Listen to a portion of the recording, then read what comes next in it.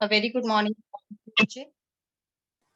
Good If morning, any, ma'am. good morning, beta. If any doubt from yesterday's lecture, then you can a very good morning.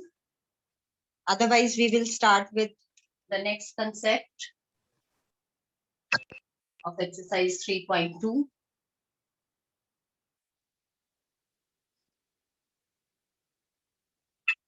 So we were having yesterday we did the graphical representation of the given pair of equations, linear equations. Today we are having one pair of linear equations are consistent, inconsistent. So before that, let me explain this topic to you. Suppose we are having these two linear equations. First is a1x plus b1y plus c1 equal to 0. Second is a2x plus b2y plus c2 is equal to 0. Let us suppose that we are having this pair of equations. The basis of the coefficients, हम जो है इसका find out कर सकते हैं कि if the जो pair of linear equations है वो consistent है या inconsistent है. Consistent means it is having solution.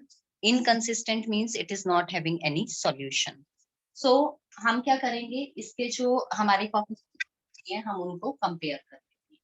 A1 A2, B1 B2 and C1 C2. इन तीनों कोफिशिएंट्स को हम क्या करते हैं, कंपेयर करते हैं, and on the basis of that we find out whether the given जो आपका पेयर ऑफ लीनियर इक्वेशन है that is having a solution और नॉट. सबसे पहले हम कंपेयर करते हैं a1 upon a2, b1 upon b2, x के कोफिशिएंट्स एंड y के coefficients. a1 upon a2, b1 upon b2. a1 upon a2 is not equal to b1 upon b2. a1 upon a2 अगर b1 upon b2 के equal नहीं है, then we will say that the pair of equations is consistent. Pair of given equations is consistent. Second, we can say this is having a unique solution. जो भी हमें दो हैं, बच्चे mute रखो अपने आप को, because if I don't give you the option to unmute, then it becomes difficult for you to ask your doubts. Now you are to raise your hands if anyone will be having any doubt. So unique solution, it means कि इनका जो जब हम इनको solve करते हैं दोनों equations को, तो हमारे पास x की वही वैल्यू आएगी, y की जो वैल्यू आएगी वो same value of x and y will satisfy both of these equations. Unique solution का मतलब लाइंस जो हैं वो इंटरसेक्ट कर रही हैं. ये जो पॉइंट पे ये इंटरसेक्ट कर रही हैं, ये पॉइंट जो है इन दोनों इक्वेशंस का यूनिक सॉल्यूशन होता है कि इस वाले पॉइंट के जो कोऑर्डिनेट्स आपके x और y के आते हैं, they satisfy this equation as well as this equation. तो इट मींस यूनिक सॉल्यूशन. आपके पास इनका कोई ना कोई सॉल्यूशन जो है वो एग्जिस्ट करेगा. ऋषि जस्ट अ मोमेंट बच्चे. And third, we can say that the given pair of equations जो है, given pair of linear equations हैं, यानी कि इनसे जो lines बनेंगी, that will be intersecting. So it will give us intersecting lines. So ये तीन चीजें हमें इससे पता लगती हैं whenever the ratio of a1, a2, b1, b2. Yes, बच्चे ऋषित, unmute yourself बच्चे. मैम यहाँ पे pair of equations is consistent, यहाँ पे कंसिस्टेंट का क्या मतलब होगा? कंसिस्टेंट का मतलब बेटे यहाँ पे ये है कि इनका सॉल्यूशन एग्जिस्ट कर रहा है. Okay ma'am. सॉल्यूशन यूनिक भी कह सकते हैं. मतलब यहाँ से ये जब चीज कंडीशन आपकी सेटिस्फाई हो रही है, तो इन तीनों में से हम कोई भी जो है लाइन यूज कर सकते हैं. हम ये कह सकते हैं pair of equations is consistent. That does mean कि इसका सॉल्यूशन एग्जिस्ट कर रहा है. देन यूनिक सॉल्यूशन की दोनों के लिए जो भी x और y की वैल्यू आएगी, सेम वैल्यू दोनों इक्वेशंस को सेटिस्फाई करेगी. लाइंस ये मैंने आपको एक्सप्लेन कर दिया है, इंटरसेक्ट कर रहे हैं, मींस अगेन इनका कोई ना कोई सॉल्यूशन है. तो ये इंटरलिंक्ड है ये point. Okay. Upon A2 not equal to B1 upon B2, यानी कि जो आपकी लीनियर पेयर्स आएंगी, इक्वेशन आएंगी, ये मान लो L1 लाइन 1 है, ये लाइन 2 है, तो line 1 and line 2 will be intersecting at this point, जिसके जो भी कोऑर्डिनेट्स आएंगे that will B satisfying both of these equations. क्यों? क्योंकि ये पॉइंट L1 पे भी लाई कर रहा है, ये पॉइंट आपका L2 पे भी लाई कर रहा है, सो इट विल सेटिस्फाई जो भी यहाँ पॉइंट जो इनका इंटरसेक्शन पॉइंट होगा that will satisfy both the equations. Then we are having case 2. In case 2, what we used to check A1 upon A2 and B1 upon B2. देखो अब एक case हमारा ये हो चुका है that both the values are not equal. अब अगले में क्या होगा? These values are equal. Upon A2 equal to B1 upon B2. अब नेक्स्ट के लिए हमें क्या करना होगा? हमें चेक करना होगा, क्योंकि अब A1 अपॉन A2 और B1 अपॉन B2 जो है वो हमारे इक्वल आ गए, तो अब हमें क्या चेक करना होगा? We are to check C1 upon C2 also. हम C1 अपॉन C2 को भी चेक करेंगे, और C1 अपॉन C2, अब दो केसेस अगेन हमारे बनेंगे, या तो C1 अपॉन C2 भी इनके इक्वल होगा या फिर नॉट इक्वल होगा।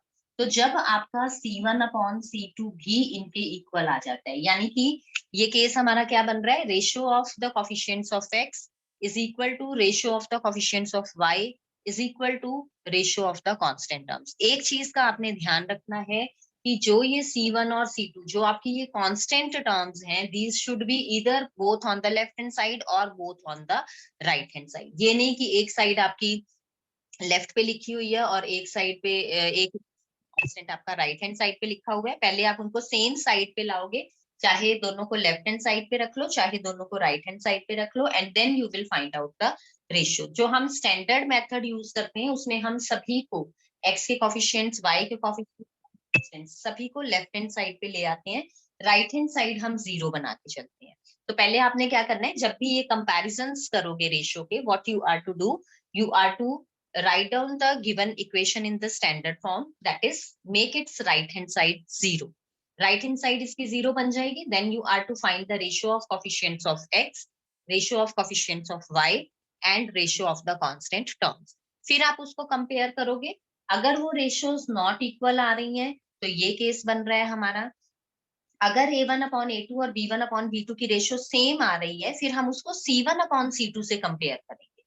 अब अगर वो C1 अपॉन C2 के भी जो है इक्वल आ रही है, देन अगेन क्योंकि ये तीनों इक्वल आ रही हैं तो अभी भी इसका सॉल्यूशन एग्जिस्ट करेगा। इसमें हम क्या कहेंगे? Again pair of given equations is consistent, solution exist कर रहा है तो कंसिस्टेंट।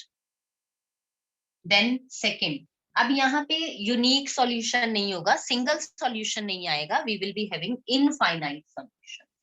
अब अभी ये भी देखेंगे कि इनफाइनाइट सॉल्यूशंस कैसे बनेंगे। इनफाइनाइट सॉल्यूशंस का मतलब different values of x and y हम ले लेते हैं। अगर कि एक्स और वाई की अगर हमने मान लो 10 वैल्यूज ले ली, मीन्स हमने कोई 10 पॉइंट्स ले लिए एक्स और वाई के लिए, तो वो 10 के 10 पॉइंट्स जो है वो इन दोनों इक्वेशंस को सेटिस्फाई करेंगे। तो infinite means there will be many such points, count नहीं कर सकते हम उनको। और ये कंडीशन हमारी कब एग्जिस्ट करेगी? When the lines are coincident, एक दूसरे को ओवरलैप कर। ये फर्स्ट लाइन शो कर दी मैंने L1, और ये एरोस मैंने इधर अंदर की तरफ दिखा दिए इनको डिफरेंशिएट करने के लिए, अदरवाइज लाइन आप इनफाइनाइटली एक्सटेंड कर सकते हो on the both hand sides.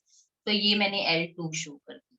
तो दोनों लाइंस जो है वो आपकी क्या करेंगी? ओवरलैप करेंगी इस तरीके से। एक लाइन के ऊपर आपकी दूसरी लाइन होगी। तो आपको पता है लाइन क्या है? That is a combination of infinite points. तो ये इनफाइनाइट पॉइंट्स जो इस पे लाई करेंगे वो सभी पॉइंट्स जो हैं वो इस पे भी लाई करेंगे। तो इट मीन्स कि इनके जो सॉल्यूशंस हैं that will B infinite. Lines overlap कर रही हैं, कोइंसिडेंट है। अगर मैं नॉर्मल लेमैन की लैंग्वेज में बात करूं तो एक लाइन के ऊपर ही मैंने दूसरी लाइन ड्रॉ कर दी। मैंने यहाँ डार्कन करके आपको समझाने के लिए इसको डार्कन किया है, आपने इसको इस तरीके से डार्क करके नहीं दिखाना है।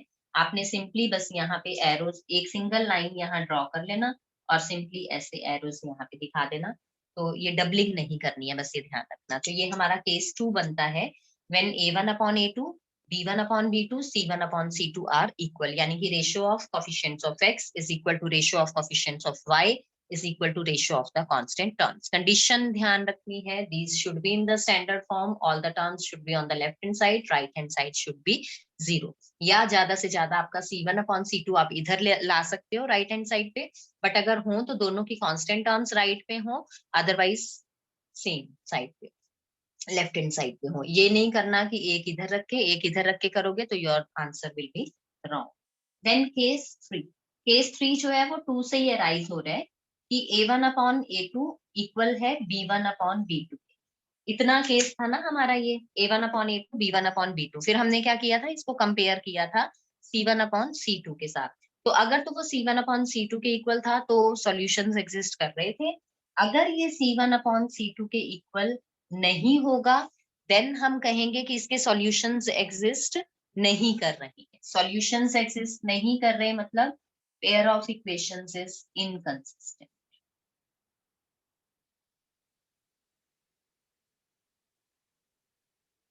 इनकंसिस्टेंट सेकंड, क्योंकि इनकंसिस्टेंट है तो there will be no solution. No solution, अब नो सॉल्यूशन है तो लाइंस कैसी होंगी, आपको पता है नो सॉल्यूशन किन लाइंस के लिए आता है, when the lines never meet. When the lines never meet means they are parallel to each other. So जो हमारी लाइंस बनेगी इसमें that will be the parallel lines. So 3 types of lines we are having, depending on them we are having 3 types of solutions. So first है हमारा कि pair of equations आपका consistent है तो उसके लिए आपका solution जो है that will be unique, और line क्योंकि unique solution है तो lines will be intersecting. Second, A1 upon A2, B1 upon B2, C1 upon C2 pair of equations consistent होगा क्योंकि सॉल्यूशंस एग्जिस्ट कर रहे हैं। सॉल्यूशंस जब ये तीनों इक्वल आ गए तो इनफाइनाइट सॉल्यूशंस हैं, और यहाँ पे आपकी लाइंस कैसी बनेगी, दैट विल बी कोइंसाइडिंग, तो coincident lines. A1 upon A2, B1 upon B2 इनका रेशियो सेम है बट C1 अपॉन C2 के इक्वल नहीं है तो पेयर ऑफ इक्वेशंस इनकंसिस्टेंट होगा, नो सॉल्यूशन होगा and the lines will be parallel. ये आपका इंपॉर्टेंट कंसेप्ट बनेगा, स्क्रीनशॉट ले लो इसका and you can note it down in your fair notebooks later on. अब इससे रिलेटेड जो है हम क्वेश्चंस करेंगे। क्वेश्चंस में अब इसी पे बेस्ड आपके किस तरह से क्वेश्चंस आ जाते हैं कि आपको कोई भी 2 इक्वेशंस गिवन होंगी। राघव जस्ट अ मोमेंट बच्चे, आपको 2 इक्वेशंस गिवन होंगी और इन पे बेस्ड आपका कोई भी क्वेश्चन जो है वो आ सकता है। आपको इस तरीके से क्वेश्चन आ जाएगा, compare the ratio of A1 A2 B1 B2 and C1 upon C2 and find weather the given pair of equations is consistent, find what kind of solution the given equations is having, find what type of lines the both equations will form। तो इन तीनों पे based आपका answer आ जाएगा। आपने क्या करना है, simply इनको आप कंपेयर कर लोगे। इनको जब आप कंपेयर करोगे तो फिर आपने चेक कर लेना है कि केस कौन सा आपका सेटिस्फाई हो रहा है and then you will proceed. Yes Raghav, you can unmute yourself. Ma'am हमने केस 1 में C1/C2 क्यों नहीं लिया?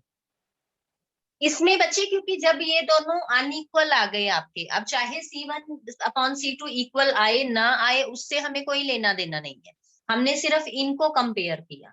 जब ये आपके रेशियोज अनइक्वल आ रहे हैं तो C1 अपॉन C2 चाहे इक्वल है चाहे अनइक्वल है that will not affect this result. तो इसीलिए हम यहाँ पे C1 अपॉन C2 को नहीं लेके चलते हैं, ठीक है। ये चीज में मुझे जो है let me explain this also कि जब आप केस 1 ले रहे हो कि जब आपका रेशियो ऑफ x और रेशियो ऑफ y जो है इनके कोफिशिएंट्स का रेशियो जब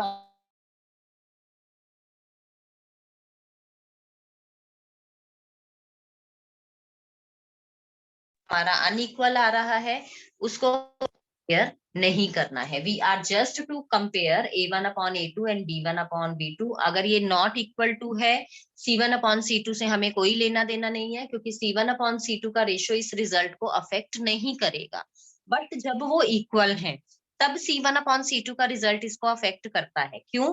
क्योंकि अगर ये इक्वल है तो इनफाइनाइट सॉल्यूशंस बन जाते हैं, अगर ये इसके इक्वल नहीं आ रहा तो नो सॉल्यूशन बन जाता है। इसमें लाइंस कोइंसिडेंट होती हैं, अगर इक्वल आ जाता है अगर अनइक्वल होता है तो लाइंस पैरेलल हो जाती हैं। तो जब इक्वल है तो C1/C2 का रिजल्ट इसको अफेक्ट कर रहा है, यहाँ पे वो अफेक्ट नहीं करता, इसलिए आपने C1/C2 को नहीं लेके चलना है। I hope this one is clear now. So let's move to the questions. Question number 3 हम पहले करेंगे। Total 5 parts in all, you are having 2 parts I will explain and rest of the 3 parts you will do in your homework. So question number 3 का पहले हम part 1 कर रहे हैं and after that I will explain part number 3।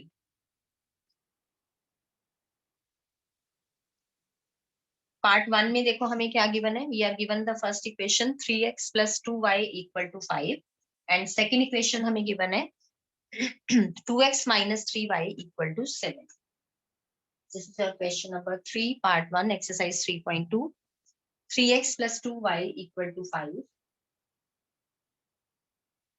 और second equation मुझे given है 2x - 3y = 7. Let this be first equation. Let this be second equation. यहाँ पे आप लिखोगे comparing equation 1 with equation 1 with a1x plus b1y plus c1 = 0. तो +C1 के लिए हम क्या करेंगे, यहाँ से +5 को इधर ले आओगे तो ये राइट हैंड साइड मेरी क्या बन जाएगी, 0। स्टैंडर्ड फॉर्म में मैंने इसको लिख लिया। सेम वे में +7 you will bring to the left hand side, so it will become -7। मैंने अब इसको स्टैंडर्ड फॉर्म में ले लिया। अब मैं इससे कंपेयर करूंगी जब, तो a1 मेरा क्या आएगा 3, b1 will be 2, c1 will be -5। Same way में comparing equation 2 with a2x plus b2y plus c2 = 0. a2 आ जाएगा 2, b2 आ जाएगा आपका -3 and c2 will be -7. अब हमने क्या करना है, कंपेयर करनी है रेशो को। तो a1/a2, this is 3/2, b1/b2, this is 2/-3, which can be written in the standard form as -2/3, and c1/c2, that is -5/-7। Again ये साइंस आपके कैंसिल हो गए, ये आ गया आपका 5/7। अब देखो जब हम कंपेयर कर रहे हैं तो a1/a2 मेरा 3/2 है, b1/b2 मेरा 2/-3 है। तो यहाँ से क्या आ जाएगा, because a1/a2 is not equal to b1/b2, as में यहाँ पे वैल्यूज लिख देंगे 3/2 not equal to -2/3। Pair of equations, अब क्योंकि a1/a2 not equal to b1/b2 आ रहा है तो क्या हो जाएगा, pair of equations is consistent. मुझे सिर्फ कंसिस्टेंट इनकंसिस्टेंट चेक करना था, तो जो उन्होंने मुझे क्वेश्चन में पूछा only that I will answer. Pair of equations is consistent. तो सिंपली कुछ नहीं करना आपने, पहले इसको स्टैंडर्ड फॉर्म में लिख लो, a1x + b1y + c1 0, and second वाले को भी इसी तरीके से लिख लो। और फिर आप इनके कोफिशिएंट्स लिख लो, x के कोफिशिएंट्स, y के coefficients and then constant terms, उनका रेशियो निकाल लो और फिर आप चेक कर लो। यहाँ पे क्योंकि मुझे पहले a1/a2 और b1/b2 को चेक करना है, तो मैंने पहले इन दोनों को ही कंपेयर किया। a1/a2 b1/b2 मेरे नॉट इक्वल आए, क्योंकि 3/2 नॉट इक्वल टू -2/3 है। वैल्यूज को मैंने चेक किया, वैल्यूज मेरी अनइक्वल थी, इसलिए मैंने यहाँ इस फॉर्म में लिख दिया। अब इसके लिए जो 3 केसेस मैंने लिखवाए हैं वो आपको पता होने चाहिए। a1/a2 not equal to b1/b2 का मतलब है कि पेयर ऑफ इक्वेशंस जो है वो कंसिस्टेंट है, इसका जो आपका रिजल्ट है वो एग्जिस्ट करता है। So this was your question. अब नेक्स्ट क्वेश्चन मैं करवा रही हूँ थर्ड पार्ट में आपको फ्रैक्शंस की फॉर्म में गिवन है 3/2x plus 5/3y = 7, and second equation given है मुझे 9x - 10y = 14। तो दो तरीके से कर सकते हो आप, या तो एलसीएम लेके इसको सिंप्लीफाई कर लो, otherwise what you can do कि इसको एज इट इज लेके चलो। अब देखो यहाँ पे =7 =14 दोनों सेम साइड पे हैं, आप चाहो तो ऐसे भी प्रोसीड कर सकते हो, otherwise bring it to the left hand side, this also to the left hand side. तो मैंने ये स्टैंडर्ड फॉर्म में लिख ली। आप comparing both equations with a1x plus b1y plus c1 equal to 0 and a2x plus b2y plus equal to 0. तो यहाँ से क्या हो जाएगा, a1 आ जाएगा मेरा 3/2, कोफिशिएंट नहीं लिखना, ये ध्यान रखोगे, a1 सॉरी वेरिएबल नहीं लिखना, ये ध्यान रखना, सिर्फ कोफिशिएंट लिखना है आपने। तो a1 आ गया 3/2, b1 आ गया मेरा 5/3, c1 आ गया मेरा -7 और यहाँ से a2 is 9, b2 is -10 and c2 is -14. अब नेक्स्ट हम करेंगे रेशियो फाइंड आउट करेंगे a1 अपॉन a2। यहाँ आप ध्यान से करना, a1 मेरा क्या है 3/2, a2 क्या है 9, तो 3/2, a2 भी डिनोमिनेटर में है तो मैंने इसको सीधा यहाँ पे लिख दिया, तो 3/18 हो गया ये आपका, दैट इज 1/6। अब मैं b1 अपॉन b2 निकालूंगी, दिस इज 5/3 डिवाइडेड बाय -10, तो ये हो गया -1/6। अब c1 अपॉन c2, वैसे तो a1 upon a2 not equal to b1 upon b2 आ गया, तो c1 अपॉन c2 आप लिखो ना लिखो कोई फर्क नहीं पड़ेगा, and this is equal to 1/2 after cancellation, c1 upon c2 आ गया आपका 1/2। सो अब फिर से वही a1 अपॉन a2 1/6 है, b1 अपॉन b2 -1/6 है, तो सेम वे में यहाँ लिखोगे आप, because a1 upon a2 is not equal to b1 upon b2, आगे reason as 1/6 is not equal to -1/6, therefore pair of equations is consistent। जहां पे आपका a1 upon a2 equal to b1 upon b2 आएगा, वहां आप उसको c1 upon c2 से compare करोगे।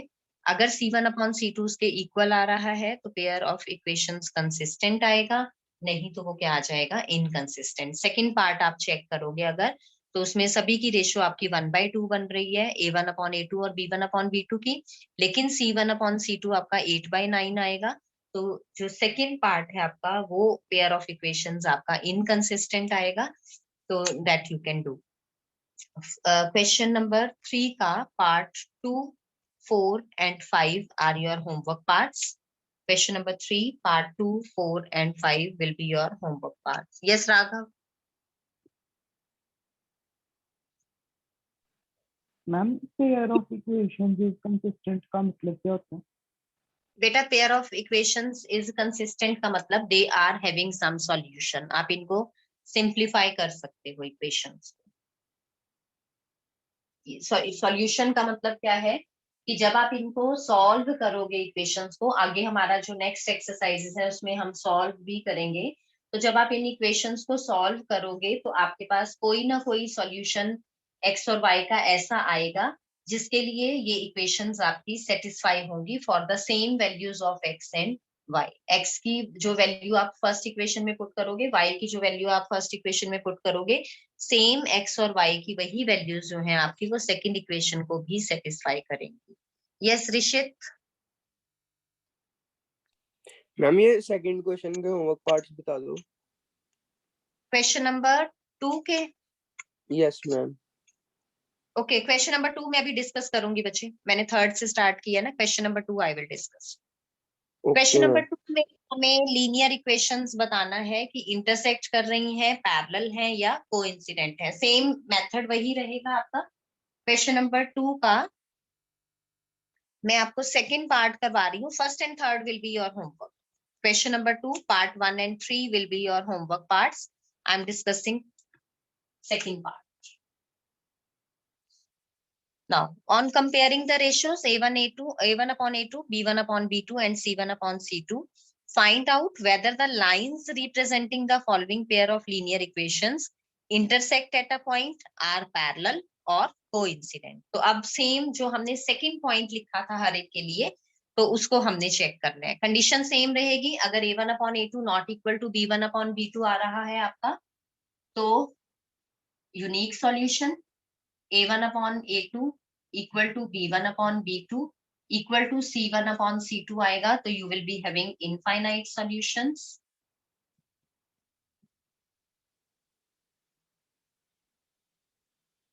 और अगर ये A1 upon A2 और B1 upon B2 इक्वल है, but C1 upon C2 not equal है, तो there will be no solution.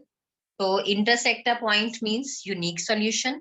No solution means lines are parallel. Infinite solution means lines are coincident. तो इसके बेसिस पे हम अपना answer देंगे. These are intersect. अब देखो फर्स्ट जो है क्वेश्चन नंबर 2 का पार्ट 2. फर्स्ट इक्वेशन मुझे गिवन है 9x plus 3y plus 12 is equal to 0. Second equation I am having 18x plus 6y plus 24 is equal to 0.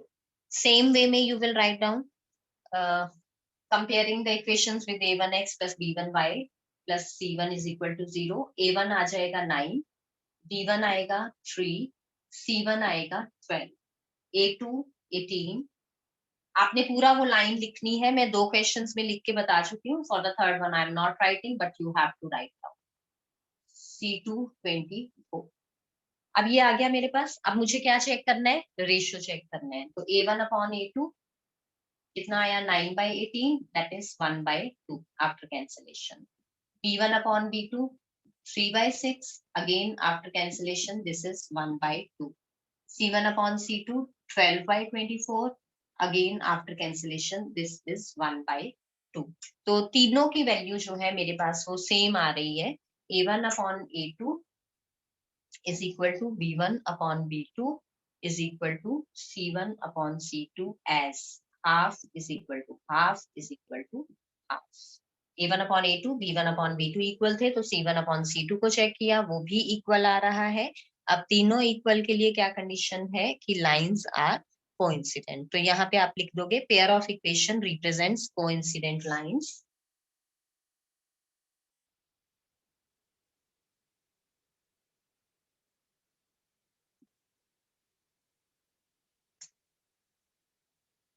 Pair of equations represent coincident lines.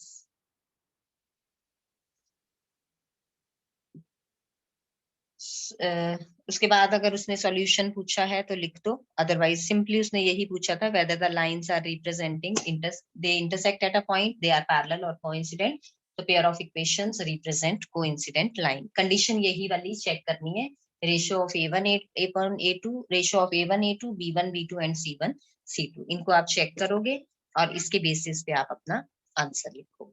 So this was your question number 2. Part 1, 3 you will do yourself. Same method है. Next question number 4. Question number 4 में we are having which of the following pairs of linear equation are consistent or inconsistent? If consistent, obtain the solution graphically. तो question number 4 में हमने क्या करना है? सबसे पहले हम चेक करेंगे वो कंसिस्टेंट है या इनकंसिस्टेंट है. कंसिस्टेंट के लिए हमारी 2 conditions, a1 upon a2 not equal to b1 upon b2, या ये कंडीशन होगी, या a1 upon a2 equal to b1 upon b2 equal to c1 upon c2. तो इन दोनों में से अगर कोई भी कंडीशन सेटिस्फाई हो रही है कंपेयर करने पे, तो आप उसको चेक करोगे. अगर वो आपका एग्जिस्ट कर रहा है, यानी कि अगर ये 2 सॉल्यूशन हमारे आ रहे हैं, तो सिस्टम ऑफ इक्वेशंस हमारा कंसिस्टेंट होगा. और फिर हमें क्या करना होगा? उसका ग्राफ ड्रॉ करना होगा, जैसे हमने प्रीवियस क्वेश्चंस में किया है. तो ग्राफ यू कैन ड्रॉ. मैं सिर्फ फर्स्ट और थर्ड पार्ट आपको करवा रही हूँ कि we will check whether the system is consistent और इनकंसिस्टेंट. अगर तो वो इनकंसिस्टेंट है तो आपका आंसर वहीं पे खत्म, सीधा लिख के कि दिस इज इनकंसिस्टेंट. अगर कंसिस्टेंट है तो ग्राफ ड्रॉ करके दिखाना है. तो क्वेश्चन नंबर 4 का पार्ट 1 हम कर रहे हैं. इसमें हमें गिवन है first equation x plus y is equal to 5. x plus y is equal to 5. और सेकेंड इक्वेशन गिवन है 2x plus 2y is equal to 10. So comparing a1, पहले स्टैंडर्ड फॉर्म में लिख लो, या इसको मैं इसी तरीके से करवा रही हूँ ताकि आपको ये कंसेप्ट भी क्लियर हो जाए. Constant term is on the right hand side. Here also constant term is on the right hand side. दोनों सेम साइड पे हैं, तो we can proceed. तो A1 1 आ गया, B1 आपका 1 आ गया और C1 आ गया 5। A2 अब यहां से ले रहे हैं A2 B2 C। A2 is 2, B2 is 2, C2 is 10. Now we are to compare the ratio to check whether the given pair of equations is consistent or inconsistent. So A1 upon A2, this is 1 by 2. B1 upon B2, this is again 1 by 2.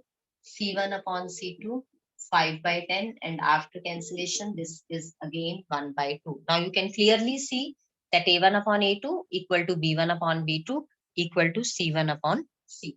So this A1 upon A2 equal to B1 upon B2 equal to C1 upon C2 as, क्योंकि ये तीनों की तीनों values हमारी क्या है, same है। तो अब आपको क्या करना है, सिस्टम ऑफ इक्वेशंस हमारा कंसिस्टेंट हो गया। यस राघव।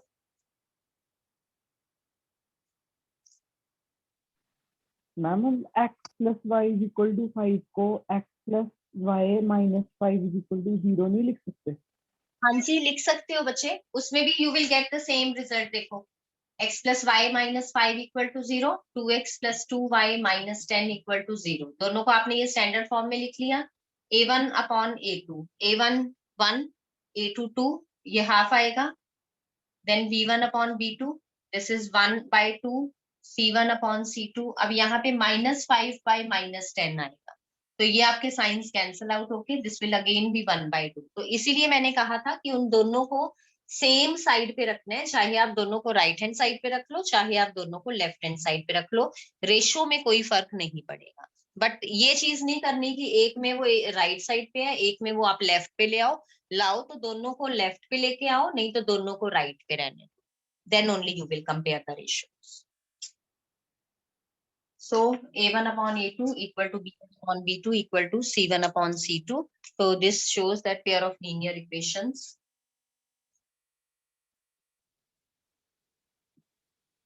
is consistent. अब उसने क्या कहा, कंसिस्टेंट है, तो आपको क्या ड्रॉ करना है, इसका ग्राफ ड्रॉ करना है। तो ग्राफ ड्रॉ करने के लिए अब देखो, जब ये तीनों इक्वल आते हैं तो मुझे ये पता है कि लाइंस आर कोइंसिडेंट। तो इट मींस जब मैं इसका ग्राफ ड्रॉ करूंगी तो जो सॉल्यूशन सेट आएगा दोनों का वो सेम आएगा। सो फर्स्ट इक्वेशन और सेकंड इक्वेशन के लिए we will draw the solution set. दोनों का मेरा जो सॉल्यूशन सेट है वो सेम आएगा, क्योंकि यहाँ से मैं 2 अगर कॉमन ले लेती हूँ दोनों साइड से तो I will get the same equation. आप ये चीज ध्यान रखना, जब आपकी पेयर ऑफ लीनियर इक्वेशंस जो है कोइंसिडेंट आएंगी ना, तो एक इक्वेशन जो है अगर आपकी ये गिवन है तो दूसरी इक्वेशन में से भी कुछ ना कुछ कॉमन लेके वो सेम इक्वेशन आपकी बन रही होगी, यानी कि वो किसी ना किसी स्केलर से मल्टीप्लाइड होगी आपकी। तो दैट यू कैन चेक, दोनों में से किसी एक इक्वेशन में से कोई भी एक कांस्टेंट वैल्यू कॉमन लेके दोनों इक्वेशंस आपकी सेम बन रही होंगी। अब x0 तो y5, y0 तो x5, x2 तो x2 तो y3। यहाँ पे भी सेम वैल्यूज आ जाएंगी। x अगर आप 0 पुट करोगे y5 आएगा, y को 0 पुट करोगे तो आपका x5 आएगा, x को अगर आप 2 पुट करोगे तो y आपका 3 आएगा। Both the solution sets will be same, क्योंकि A1 upon A2 B1 upon B2 equal to C1 upon C2 है, यानी कि लाइंस आपकी कोइंसिडेंट है।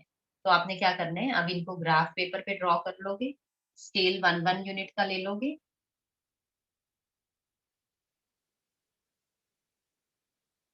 नेगेटिव वैल्यूज नहीं है तो मैंने यहीं पे छोड़ दिया, यहाँ नेमिंग करोगे। ये सब आपका इम्पोर्टेंट पार्ट है और मैंडेटरी है, अदरवाइज मार्क्स डिडक्ट हो जाएंगे। स्केल लिखोगे, एक्स एक्सिस पे 1 box is equal to 1 unit, y axis पे भी same 1 box is equal to 1 unit. अब देखो, जब x 0 है, y आपका 5 है, पहले y वाले भी हम मार्क कर लेते हैं। x0 y5 मतलब we are plot that point on the y axis, क्योंकि y axis पे आपका जो x कोऑर्डिनेट होता है वो 0 होता है। then x5 y0, this is the point on the x axis। आप इन दोनों को ज्वाइन करोगे, थर्ड पॉइंट आपका ऑटोमेटिकली इसके ऊपर लाई करेगा। थर्ड पॉइंट क्या था हमारा, x2 एंड y3। तो जब आप इसको प्लॉट करोगे ये पॉइंट आपका ऑटोमेटिकली, जब आपने प्रॉपर स्पेसिंग लेके किया है तो लाइन के ऊपर आएगा। अब सेम लाइन देखो, सेकंड वाली है x0 y5 same point, 2 3 same point, 5 0 same point, क्योंकि यहाँ से मुझे पता लग गया था लाइंस आर कोइंसिडेंट। तो coincident means they are overlapping, एक के ऊपर दूसरी लाइन है। तो हमने अब इसी पे दोनों इक्वेशंस लिख देनी है। एक तरफ मैंने लिख दिया x plus y equal to 5, एक तरफ मैंने लिख दिया 2x plus 2y equal to 10। Points मैंने सारे कोऑर्डिनेट्स लिख दिए, y o y dash, x dash o x, scale, then coordinates already हैं, इक्वेशंस ऑफ लाइंस हमने लिख दी। तो अब इट मींस कि मेरा ये क्लास जो है वो कंप्लीट हो गया।